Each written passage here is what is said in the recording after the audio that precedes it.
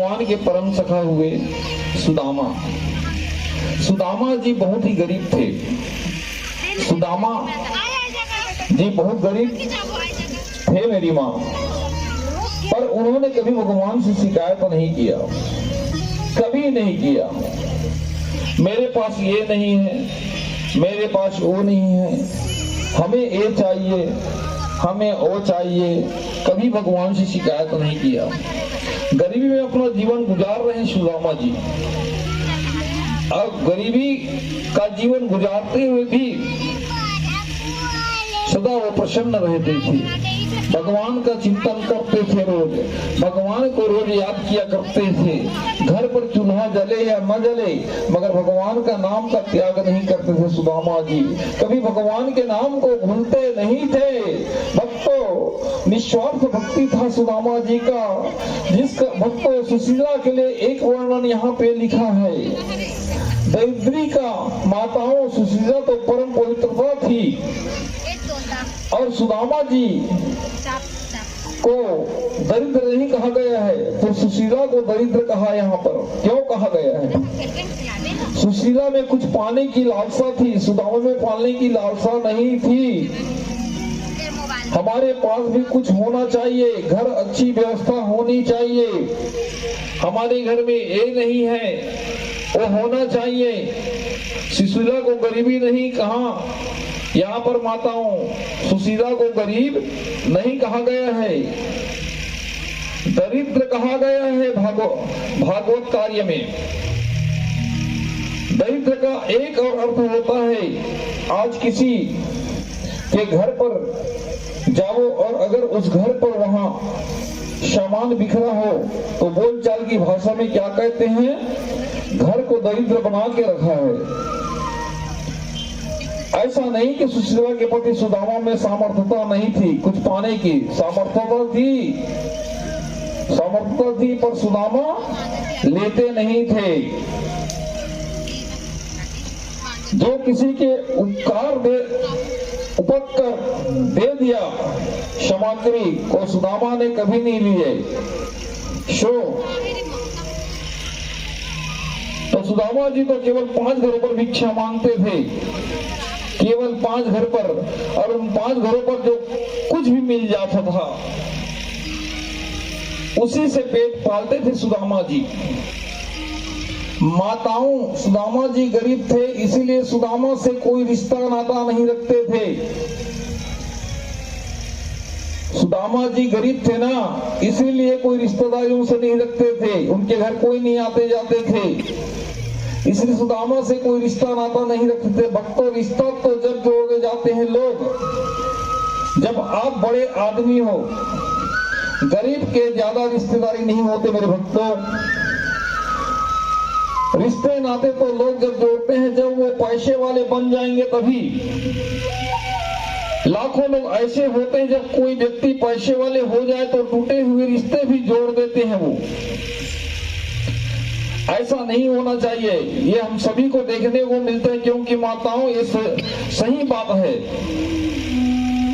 माताओं सुदामा जी का कोई नहीं था, ना रिश्तेदार नहीं था, ना परिवार था, ना मित्र था, और एक मित्र थे तो वो थे भगवान द्वारकाधीश। लेकिन कभी गए नहीं मांगने सुदामा जी। सुदामा जी इतना कष्ट पाने के बाद कृष्ण कृष्ण राम राम का जपन करता था, मगर सुदामा गए नहीं वहां पे। क्या उनका मित्र उसे नहीं देता जाते तो? क्या वो बड़ा आदमी नहीं बन सकता था?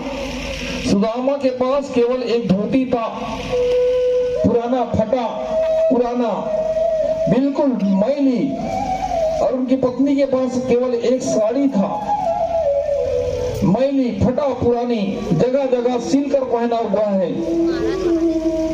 ठंडियों के दिनों में भी उसी साड़ी को, उसी धोती को ओढ़कर सोया करते थे सुदामा और सुशीला, और दिन में उसी को पहनकर अपना काम करता था। लेकिन सुदामा के मुख से कभी भगवान का नाम नहीं गया, भगवान का नाम लेता रहा वो। देखो मेरे माताओं मेरे भक्तों, गरीबी वो है जिनके मुख से कभी भगवान का नाम नहीं हो।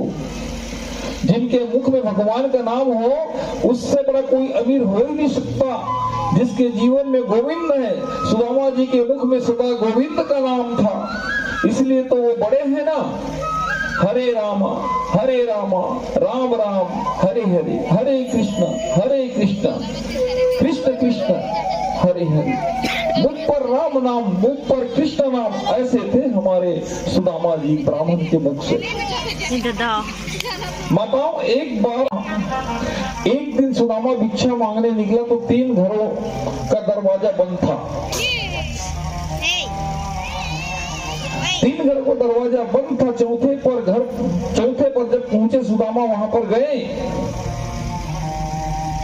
तो लौट आए वहां से। सुदामा जी के 4 पुत्र थे, 4 बेटे, और चारों पुत्र भूख के मारे भूखे मर रहे थे, और चारों बच्चे भूख के मारे सूखे लकड़ी की तरह हो गए थे। मेरे श्रोतागणों, सुदामा जी भिक्षा मांगकर जब वापस आए तो उनकी पत्नी सुशीला पूछती है, स्वामी भिक्षा में आप कुछ नहीं लाए आज? सुदामा जी कहता है, आज भी मुझे कुछ नहीं मिला। लगता है भगवान आज फिर हम सबको एकादशी का व्रत रहना पड़ेगा। सुशीला धीरे से सुदामा से कहती है, नाथ एक बात कहूं,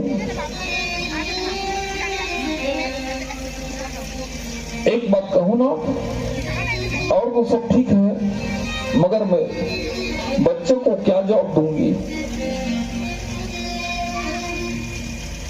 बच्चे मेरे भूखे हैं, क्या जवाब दूं अपने बच्चों को? जब मेरे बच्चे पूछेंगे, खाने को कुछ मांगेंगे, तो मैं उन्हें क्या जवाब दूं? स्वामी, माँ मुझे भूख लगी है, माँ मुझे भोजन दो, तब मैं क्या कहूंगी स्वामी? मेरे माताओं सुनो, कुछ समय पश्चात स्नान करके चारों बच्चे, सभी बच्चे आए तो पूरा सुख हड्डी हो गए थे। चलते चलते बच्चे भूख से गिर रहे थे, फिर उठकर चलते थे बच्चे, फिर गिरते थे भूख से। पर भी सुदामा ने भगवान से नहीं मांगा। बच्चे आए और कहते हैं, माँ भूख लगी है, कुछ खाने को दो। कहां से दे सुशीला अपने बच्चे को भोजन? माताओं, आज सुशीला की आंख से आंख भर आ गई। सुशीला अपने मन को कोसते हैं, मैं संसार की कितनी बड़ी अभागनी मां हूं जो अपने बच्चों को भरपेट भोजन नहीं दे सका। सुशीला अपने बच्चों को कहती है, बेटा आज दरअसल एकादशी का व्रत है, आज किसी के यहाँ भिक्षा नहीं मिला तेरे पिताजी को, आज किसी ने भिक्षा दिया ही नहीं। बच्चे आज भूख से अपनी माँ सुशीला से कह रही है, माँ 4 दिन पहले तो एकादशी आया था, इतना जल्दी फिर एकादशी आ गई। देखो माताओं, अब सुशीला अपनी बच्चों को क्या जवाब दे? सुशीला चुप हो गई और सिसक कर रोने लगी। देखो माताओं, आप सभी माताएं हैं, और माँ तो माँ होती है। और सुदामा जी के पास भी कष्ट होने के बाद भी कुछ नहीं कहती थी। वो सुदामा को कभी सताया नहीं सुशीला ने। आज बच्चे भूखे हैं, मैं भूखी हूं, घर में कुछ नहीं है, कभी सताया नहीं उसने। तो सभी माताओं को सुशीला जैसे होनी भी बहुत जरूरी है। सुशीला ने कभी भी अपने पति सुदामा को ताना नहीं मारा, कभी अपने पति को डांटा नहीं। वो कभी ये नहीं कहती कि कहीं से भी परिवार के भोजन की व्यवस्था करो, ये नहीं कहा सुशीला ने। कहीं से भी परिवार के लिए भोजन लाओ। ऐसे पतिव्रता थी सुशीला, ये सब तक कभी नहीं कहा उन्होंने। फिर दूसरे दिन सुदामा भिक्षा मांगने गए तो दूसरे दिन भी कुछ नहीं मिला। जब फिर कुछ नहीं मिला तो सुदामा फिर खाली हाथ लौट आए। पत्नी ने कहा, स्वामी आज कुछ मिला क्या? सुदामा कहते, नहीं कुछ नहीं मिला। इतने में छोटे बच्चे आ गए और बच्चे कहने लगे, माँ कल तो एकादशी था ना, कल कुछ भोजन नहीं मिला, आज तो द्वादशी है ना माँ, आज कुछ भोजन मिलेगा ना माँ? मेरी माताओं, सुशीला ने अपना मुख को टेढ़ा कर लिया, रोने लगी सुशीला।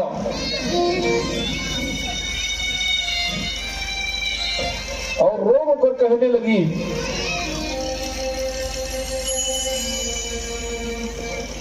मैं अपने बच्चों को क्या जवाब दूं, क्या कहूं मेरे बच्चों को? सुशीला अपने बच्चों को कहता है, बेटा आज एकादशी का थोड़ा अंश बचा है, थोड़ा अंश रह गया है, आज थोड़ा थोड़ा गंगा जल पी लो बेटा, आज कोई नहीं देगा दान, कल बेटा भर पेट भोजन खा लेना।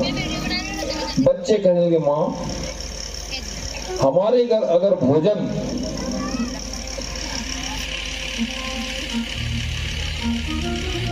नहीं है तो मैं दूसरे घर जाकर भोजन खा लूं?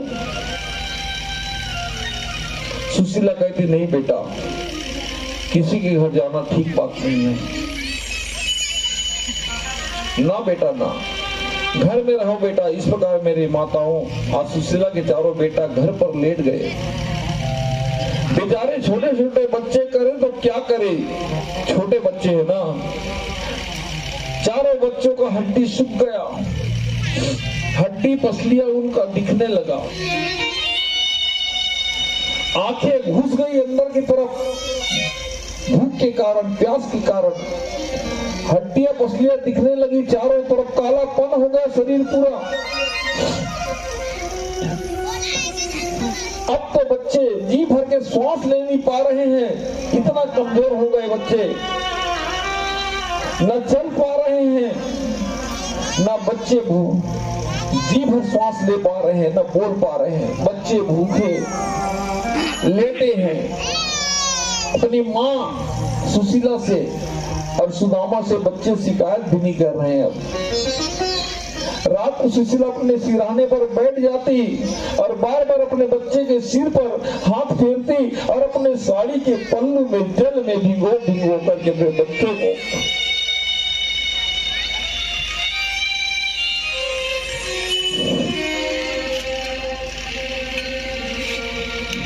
ओटो को पूछती, पल्लू को भिगो भिगो उसे ओटो को पूछती।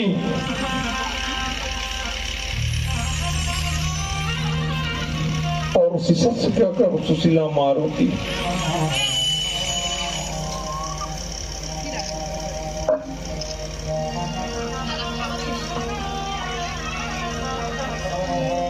मेरा कोई न सहारा भी न तेरे, नंदलाल सांवरिया मेरे, मेरा कोई न, ताकि मेरे बच्चे का गला न सूखे, जीते तो रहे मेरे बच्चे, कहीं भूख और प्यास से न मर जाए। सुदामा और सुशीला की दशा बड़ा विचित्र हो गया। सुनी गलियां, अंधेरी रात। आज ये सब देखकर द्वारकाधीश की आंखों में आंसू आ गए।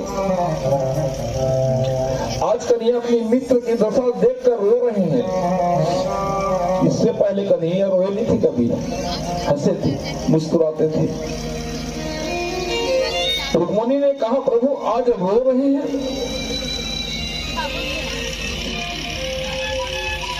क्यों रो रहे हो प्रभु? आज आपके आंखों में आंसू? कन्हैया कहता है, क्या बताऊं रुक्मणी, आज मुझे अपनी सुदामा की याद आ रही है। 4 दिनों से उस घर में चूल्हा नहीं जला, फिर भी मेरी मित्र सुदामा ने मुझसे शिकायत नहीं किया। अरे मेरे मित्र आ जाते तो क्या मैं उसे वापस खाली हाथ भेज देता? आज इतना दुख सहने के बाद भी मेरा नाम का जपन करना नहीं भूला, मगर मेरे नाम के बदले में उसने मुझसे कभी नहीं कहा कि हे मित्र द्वारकाधीश, भगवान होने के बाद मुझसे आज तक कुछ नहीं दिए, ऐसी शिकायत नहीं किया उसने। इस प्रकार कृष्ण की बातें सुनकर रुक्मणी हंस पड़ी। द्वारकाधीश कहता है, रुक्मणी तुम हंस रहे हो? आपको देने के लिए किसने मना किया है? बोलते रुक्मणी, आप तो भगवान हो ना, आप किसी को देना चाहते हो तो दे दो, दे सकते हो। किसने मना किया है? आप कहा, हे रुक्मणी, सुदामा ऐसी जिद्दी भक्त है मेरा, मैं तो कुछ देता हूं उसे लेता ही नहीं वो। सुदामा बहुत गरीब थे भक्तों, मेरे श्रोतागणों, मगर सुदामा गरीबी क्यों थे? उसका गरीब होने का कारण क्या है? कहा जाता है कि सुदामा जब उज्जैन पढ़ने गए थे तो उज्जैन में ही श्री कृष्ण से उसका मित्रता हो गई थी। सुदामा को एक दिन ठंडी लग रही थी तो कन्हैया ने अपना पीताम्बर उन्हें ओढ़ा दिया। दूसरे दिन सुदामा ने पीताम्बर को वापस दिया तो सुदामा से वह पीताम्बर नहीं लिए कृष्ण ने। और जब सुदामा की कृष्ण की कभी याद आती थी ना, तो उसी पीताम्बर को देखकर खोलकर सुदामा प्रभु को देख लेते थे। सुदामा गरीब क्यों थे? कहते हैं ना, सुदामा जितने गरीब है ना, ये गरीबी के कारण, ये गरीबी कृष्ण की किस्मत में थी।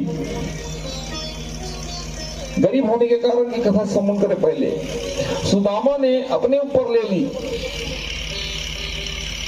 कि मेरा मित्र गरीब ना रहे, मैं उस गरीबी को लेता हूं। क्या हुआ था, एक बार जब गुरु के घर पर कृष्ण सुदामा वहां शिक्षा ग्रहण कर रहे थे, संदीपनी जी के यहाँ एक बूढ़ी माँ उज्जैन महाकाल मंदिर में भीख मांगती थी। आज दिन भर उसे भीख में एक मुट्ठी चने मिले थे उनको। वो चने पोटली में बांधकर बूढ़ी माँ घर लाई और सोचे कल खाऊंगी, आज नहीं खाती। रात को चोर आए, चोरों ने देखा कि पोटली बंधी है और चोर ऐसा समझा कि इस पोटली में कुछ जेवरात होंगे, पैसा होंगे, रुपए होंगे, कुछ माल होगा, ऐसे समझ के पोटली को लेकर चोर भाग गए। चोर जब भागा तो बूढ़ी माँ उठकर बैठ गई। तब बूढ़ी माँ कहता है, दिन भर में मुझे एक मुट्ठी चना मिला था, दिन भर के भीख मांगने से मुझे एक मुट्ठी चना मिला था, उसे भी ये चोर चोरी करके ले गया। चोर को श्राप दे दिया, यदि मैंने महाकाल की पूजन की हो और भक्ति अगर की हो तो जो मेरे चना को खाएगा वो सदा सदा के लिए गरीब हो जाएगा। चोर जब भाग रहे थे तो चने की पोटली संदीपनी आश्रम के द्वार के सामने गिर गई। दौड़ते दौड़ते सुबह जल्दी गुरु माता जब उस द्वार से जा रहे थे तो उन्होंने पोटली को चना को देखे। उनको लगा कि किसी विद्यार्थी का चना गिर गया होगा, क्योंकि वहां पर बहुत सारे विद्यार्थी पढ़ने के लिए रहते थे। उन विद्यार्थियों में कृष्ण और सुदामा भी थे। मेरे श्रोतागणों, संयोग देखना, वही पोटरी गुरु माता ने संभाल के रखी। और जब आज कृष्ण और सुदामा जब लकड़ी लेने जब जंगल में गए तो वही पोटरी कृष्ण को थमा दिया गुरु माँ ने। और गुरु माँ ने कहा, बेटे जब तुम्हें भूख लगे तो ये चना खा लेना। अब वो चने क्योंकि श्रापित चने थे, ये बात सुदामा भली भांति जानते थे, क्योंकि सुदामा कोई साधारण प्राणी नहीं थे, ज्ञानी पंडित थे वो। विरक्त इंद्रिय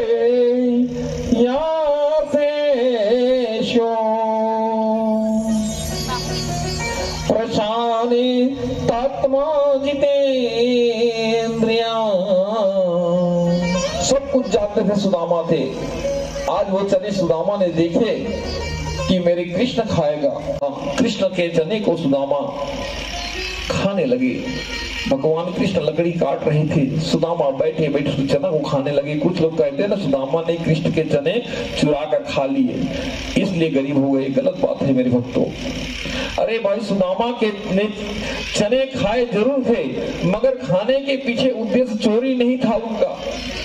उद्देश्य था मैं गरीब बनूं तो बनूं, मेरा मित्र गरीब ना बने, ये मित्रता सुदामा की थी। तभी आज गली गली उनकी चर्चा हो रही है, उनकी मित्रता की। हम लोग जब मित्र बनाते हैं ना तो कुछ समय के लिए रहते हैं। बचपन में छोटे छोटे मित्र बनाते हैं, फिर स्कूल जाते हैं, फिर और मित्र बन जाते हैं। नौकरी लग गए, कभी कभी बात कर लेते हैं मित्र से, शादी हो गए तो मित्र टूट जाते हैं, मगर वो टूटने वाला मित्र नहीं था सुदामा का। अरे भाई, सुदामा ने चने खाए जरूर थे। आज वो सुदामा उस श्रापित चने को खाने के कारण गरीब हो गए, पर कभी शिकायत नहीं की द्वारकाधीश से।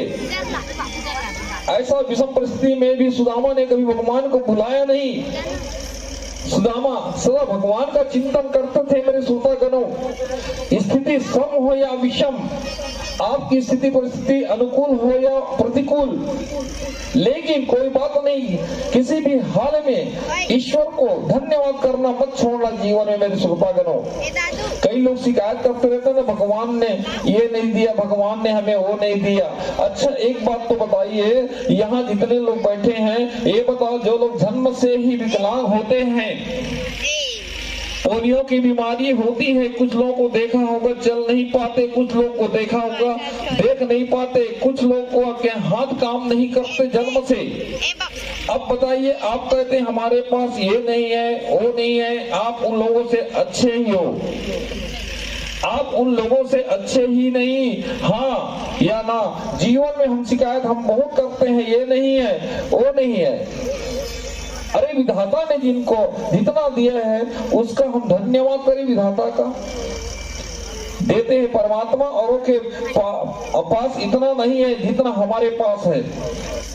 याद रखना भक्तों, जितनी संपत्ति आप लोगों के पास है ना, उतने के लिए अभी बहुत लोग तरस रहे हैं। हमारे लिए मकान है, लाइट की व्यवस्था है, खाने की व्यवस्था है। ऐसे तो ब्राह्मण कहते हैं, अरे हे देवी, आप अपने पति को द्वारका क्यों नहीं भेज देती? यदि आप द्वारका भेजोगे ना तो आपके पति के परम सखा द्वारकाधीश है, आप वहां भेजो। आज सुशीला को पहली बार पता चला मेरे पति का कोई परम मित्र है। सुदामा ने ढिंढोरा नहीं पीटा था, मेरा द्वारकाधीश मित्र है करके सोचो। देखो,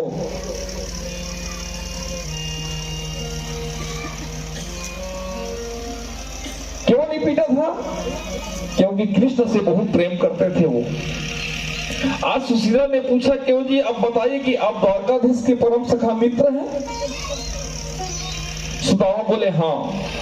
अरे जा क्यों नहीं रहे हो कुछ मांगने? सुदामा बोले हमें कुछ नहीं लेना, हमारे पास सब कुछ तो है। सुशीला बोली कोई बात नहीं, आप मांगिए मत, कम से कम दर्शन तो करके आ जाइए। सुदामा कहते हैं आज दर्शन का भाव लेकर सुदामा जी चल पड़े। सुदामा ने 4 मुट्ठी चावल लाकर एक पोटली में बांधी। सुदामा ने कोठरी बाजू में दाबी और सुदामा जी चल पड़े। चलते चलते एक पेड़ के छांव में विश्राम करने बैठ जाते हैं। मेरे श्रोतागणों, नींद आ गई सुदामा को और जब आंख खुली तो सुदामा ने अपने आप को द्वारका में देखा। ये भगवान की कृपा देखिए। अरे ये कौन सी नगरी है भाई? लोगों ने बताया ये द्वारिका नगरी है। सुदामा पूछ रहे, सुदामा को लगा हम कैसे पहुंच गए।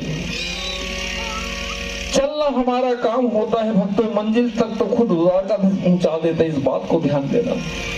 बस चलना सीखिए, पहुंचाएंगे वो खुद, आप उनकी चिंता छोड़िए। चलते रहिए, बस चलते रहिए। सुदामा चलते गए चलते गए चलते गए। सुदामा जैसे आगे बढ़े, लोगों ने पूछा भाई कहां से आए हो? बोले हम तो अपने नगर से आए हैं। अच्छा, कहां जा रहे हो? बोले कृष्ण से मिलने। कृष्ण कौन है? बोला हमारा बचपन का मित्र है।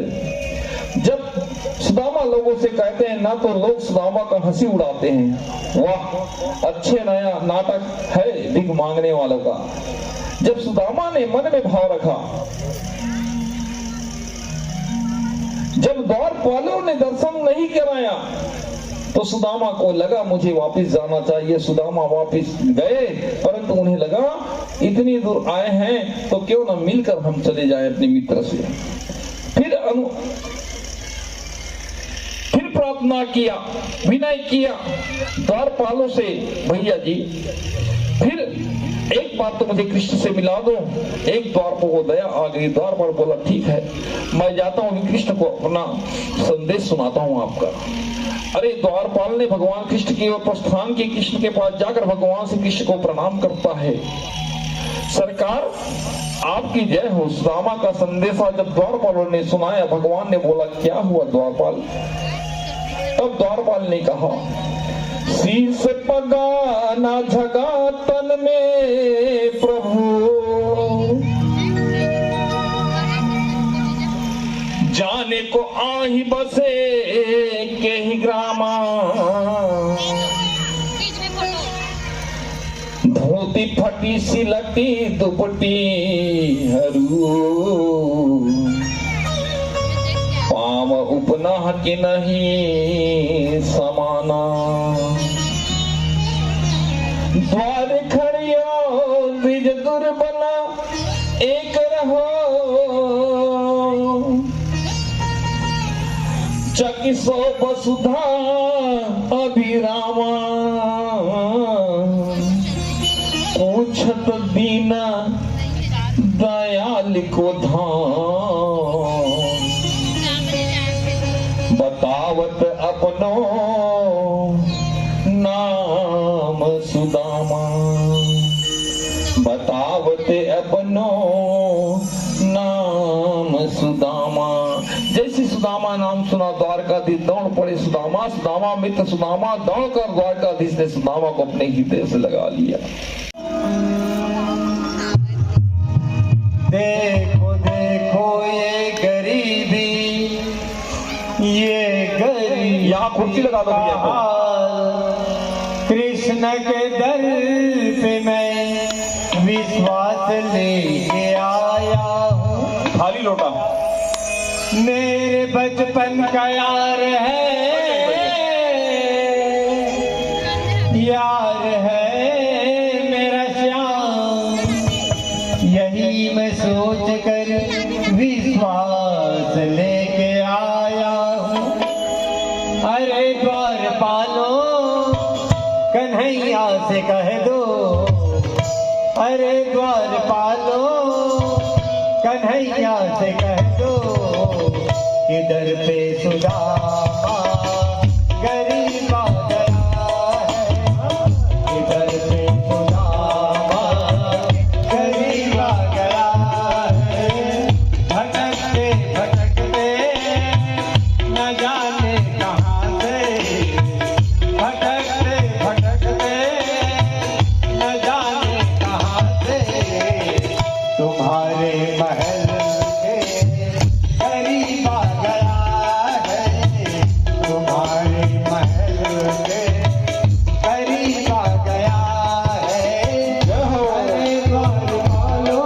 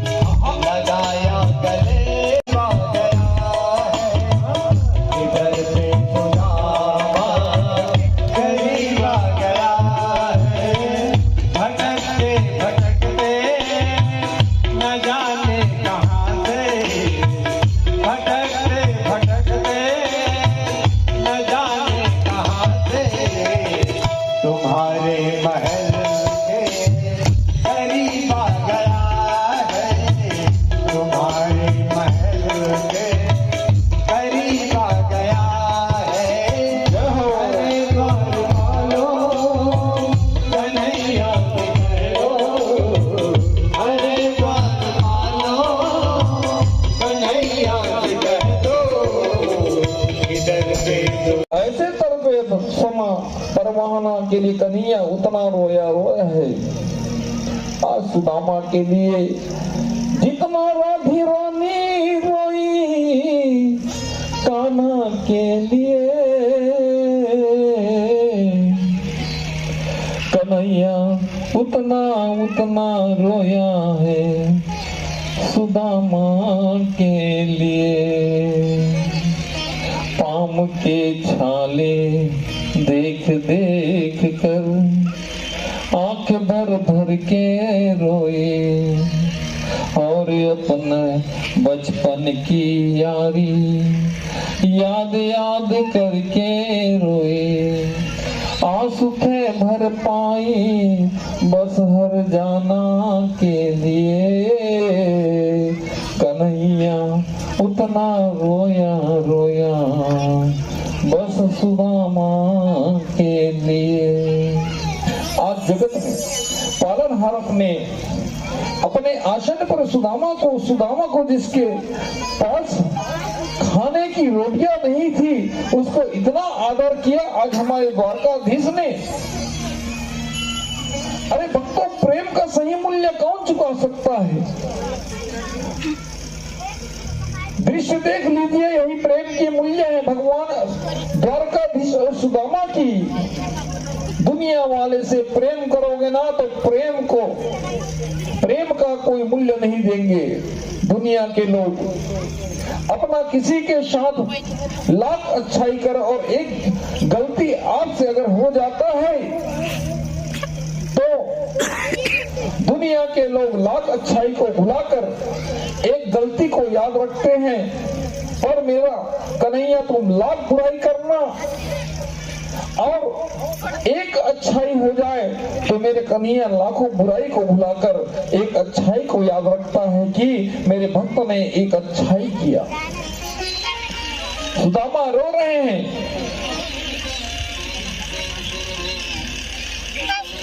देख सुदामा की दीन दशा, करुणा करके करुणा निधि रोए। पानी पड़ा को हाथ धुओ नहीं, नैनन के जल से पग पग धोए। सुंदर को देख रहे हैं ना, बार बार गले लग रहे हैं, बार बार बचपन को याद कर रहे हैं। तभी कन्हैया ने कहा, मित्र मेरी भाभी ने क्या भेजा है। पोटली छुपाने लगा। सुदामा पोटली चावल भरी और दूसरी मुट्ठी चावल भर के ग्रहण किया।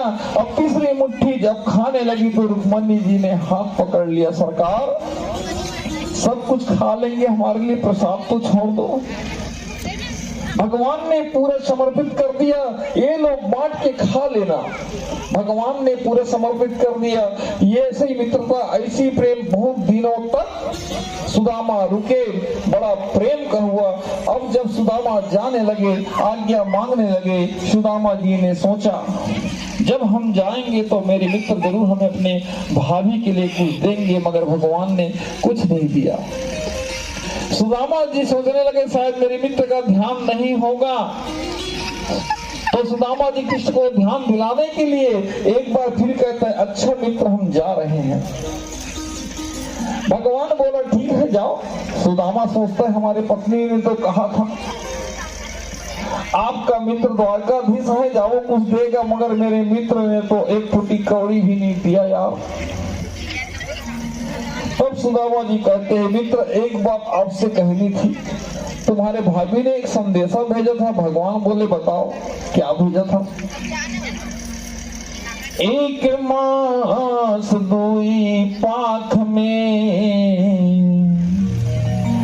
दो एकादशी होए,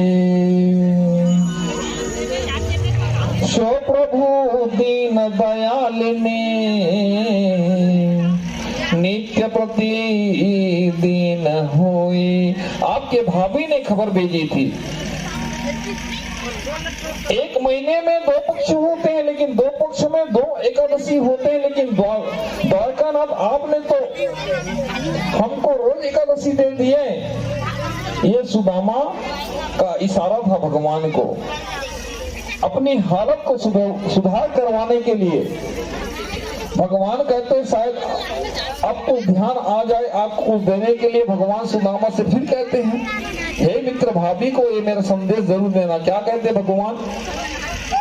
होनी थी सो हो गई, अब ना ऐसी होए। और भाभी तेरे भवन में नित्य द्वादशी होए। भगवान बोले, हे मित्र अब भाभी से कह देना जो होना था वो हो गया, अब नहीं होगा। अब भाभी से कहना, क्या कहना, अब से तेरे घर में रोज द्वादशी होंगे।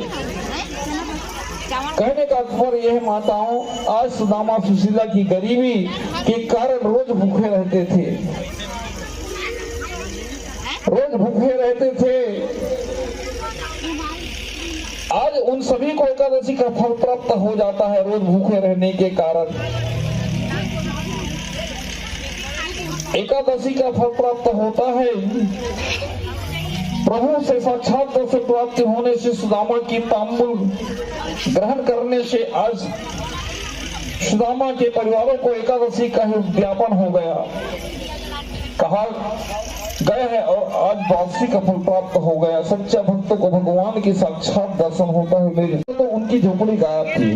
जब तक सुदामा अपने मित्र के साथ रहे तब तक कृष्ण ने विश्वकर्मा जी को भेजकर सुदामा के लिए अपने ही जैसे द्वारकाधीश महल उनके लिए बना दिया। मेरे श्रोतागणों, आज भगवान ने 2 मुट्ठी चावल के लिए सुदामा को 2 लोकों में दान कर दिया। आज भगवान ने सुदामा को 2 लोगों को दान कर दिया। इतना से उतना देने के लिए सामर्थ्य रखता है तो केवल द्वारकाधीश रखता है। मेरे श्रोतागणों, इतने में सज धज कर सुदामा की पत्नी सुशीला आती है। आरती के थाली को रख करके सुदामा सोचने लगे, ये महारानी मेरे तरफ कैसे आ रहे सज धज के। सुदामा सुशीला को रानी समझ रहा था, पहचान नहीं पा रहा था, दूरी बनाने लगी। और सुशीला कहती, स्वामी मैं हूँ आपकी धर्मपत्नी सुशीला, आप क्यों मुझे देखकर हट रहे हो स्वामी। सुदामा सोचता है, दिखने में तो राजकुमारी महारानी लग रही है, मगर आवाज से तो मेरी धर्मपत्नी सुशीला ही लग रहा है। तो सुशीला बोले, मैं आपकी ही पत्नी हूँ स्वामी। सुदामा समझ गए ये मेरे मित्र का किया गया काम है। सुदामा अपनी पत्नी की पैर को देखते हुए सिर तक को जब देखा तो सुदामा कहने लगा, रे आप तो हमारी पत्नी हो, तुम तो पूरी बदल गई, तुम्हारी रूपई तो विचित्र बन गई, तुम्हारी रूप तो विचित्र बन गई। सोना चांदी चमचमाती हुई साड़ी। सुशीला कहती है, स्वामी आपने जिस द्वारकाधीश के पास गए थे ना, आप जिस द्वारकाधीश के पास गए थे, सब उसी की लीला है। हमको तो करीमिया ने एक फूटी कौड़ी नहीं दिया, कहते सुदामा। इस प्रकार मेरी माताओं सुदामा जी के आरती करने के बाद सुशीला ने सुदामा जी को महल पर ले गए। मेरे माताओं, दुख आए तो कभी घबराना मत। इस कथा से हमें यही शिक्षा मिलती है, दुख आए तो घबराना मत। केवल कृष्ण राधे का नाम जपन अपने जुबान पर बनाए रखना।